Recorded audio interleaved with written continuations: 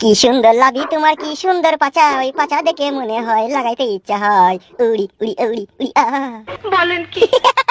কখন বলা সৈন্যে লাগবে রে, চুঁ করে যাবার পুঁ করে বীজ ঝুলে দিয়ে চলে আসবো। কাকে চাই? তুই কে?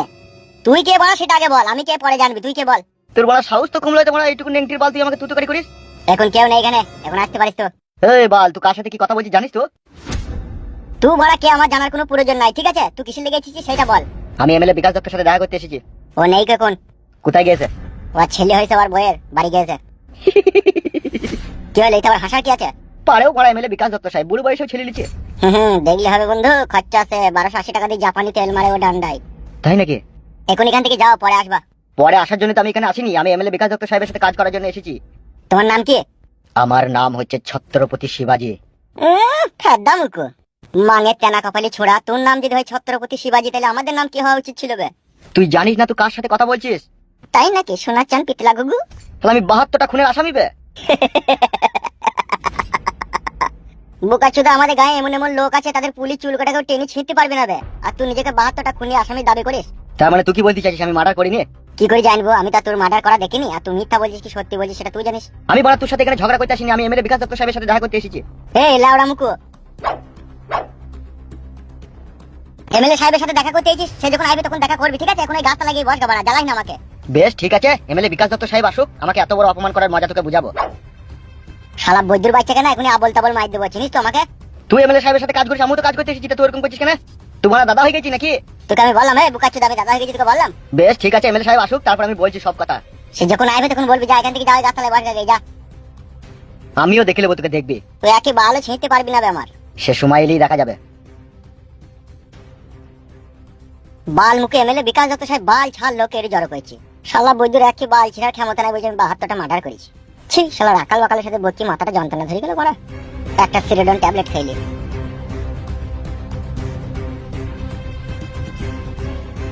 আমি শুধু একটা কথাই বলতে চাই, এই বাড়িটা যা আছে আমার নামে লিখে দিবে। বাবালো কি আমার ঢঙের কথা হলো তোর? বাড়িটা তোর নামে লিখে দিবে, আর আমার এই সোনার চাঁদ মানিকটাই এমনি বানিয়ে দিলে ভেসে যায়, আর তোকে বাড়িঘরটা লিখে দিবে, তোর নাম লিখে রাখবি। সাদা কুকুর, জি বড় ভাইজান। আমাকে ফেদা 125 গ্রাম মতো ডেমিকিলন বিষ এনে দে তো, খেয়ে মরবো। নাউজুবিল্লাহ, আস্তাগফিরুল্লাহ। বড় ভাই একই কথা বলছেন আপনি? কেন বলবো না, বলতে পারিস? বুঝতে পারছি বড় ভাই, আপনার মনে কষ্ট হয়েছে। হবে, আমি যে এই ছেলেটার জন্ম দিলাম, ইয়ার একটা নাম ডাক রাখবে, বাড়িতে একটু হাসি খুশি করবে, সেইটা না করে বাড়ি ঘর ভাগ করার লিগে উঠে পড়ে লেগেছে, দেখেছিস? তাহলে তুমি কি চাইছো তুমি মরে যাওয়ার পর আমি রাস্তায় রাস্তায় ভিড় করে খাবো নাকি? এলো এই চাপাগুদি মহিলা, গাড়ের বাল তো কোনোদিনও বেলেটে করে কাটিসনি, তুই আর কি বুঝবি বল? পেয়েছিস তো এমএলএ বিকাশ দত্তর টাকায় 180 টাকা দামের কিরিন লাগিয়েছিস, আর বাথরুমে গিয়ে পানি ছাট মেরেছিস, পয়সা ইনকাম করতে তো আমার গাঁড় ফেটে বাদ দরজা হয়ে গেছে। বড় ভাই শান্ত হন। দূর ফেদা, শান্তি আর হইতে পারছি কই? কাদা যখনই বাড়ি আসি তখনই মনে হয় একটা উনুনের ভিতরে ঢুকে পারলাম আমি, আর এই চাপাগুদি মাগিগুলো তো ঝগড়া লাগাবার লেগে একবার উঠে পড়ে বসে থাকে।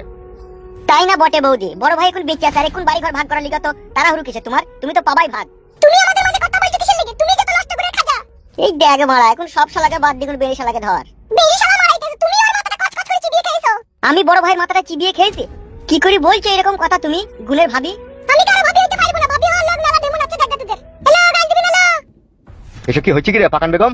আমি নাইলে ডেমন, আর তুই কি? তুই খুব ভালো নাকি? ঠিক বাড়ার মাথা, দেখুন থেকে এই বাড়িতে জন্ম নিয়েছি, তখন থেকে অশান্তি ঝগড়াই শুনছি আমি। আগে জানলে মানে এই বাড়িতে জন্ম নিতাম না মানে। ভালো মতো যদি আব্বা নিজের মনকে শাসন করতে পারছে না, তবে বড় বড় কথা মানাইছে। ও মাই আমার কি হবে গো, কি কথাবার্তা গো? তোর কাছে কি বড় বুড়ো মানুষের রু আছে না কি বে? হবে, তুই যে এই 4 ঘন্টা 44 মিনিট হইলো তুই হইছিস, তুই এত কথা শিখলি কি করিবে? বয়া বয়া শিখলাম, তুমি যেভাবে শিখেছো সেভাবে আমিও শিখেছি। শালা কঠিন যন্ত্রণায় পড়লাম তোর এই শালোকে জন্ম দিয়ে। বুক কাটতে আমার মায়ের কাছে তোকে শুনতে কে বলেছিল বে? তুই বাথরুমে হ্যান্ডেল মারি না কা? এই ছোট কি কথাবার্তা রে? তাও তো এরকম কথা